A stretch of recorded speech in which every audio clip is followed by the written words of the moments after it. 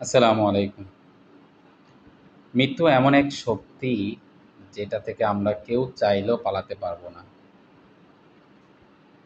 কুল্লু নাফসিন যায়কাতুল মাউত। প্রত্যেক প্রাণীকে অবশ্যই মৃত্যুর স্বাদ গ্রহণ করতে হবে। আমি যেখানেই যাই না কেন, যখন মৃত্যুর ডাক আসবে তখন আমাকে রবের ডাকে সাড়া দিতে হবে। এক মুহূর্ত সময়ও আমাকে দেওয়া হবে না, যে সময়টা দিয়ে আমি হয়তো গুনাহ মাফ করে নিব। তাই মৃত্যুর জন্য প্রস্তুতিটা সবসময় রাখা উচিত। সবসময় দিনের একটা সময় পর পর ইস্তেগফারের আমল করা উচিত এবং আল্লাহর কাছে নিজের গুনার জন্য বলা এবং মাপ চাওয়া।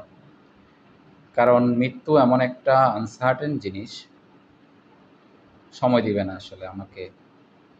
মাপ চাওয়ার মতো সময় আমাকে সে দিবে না।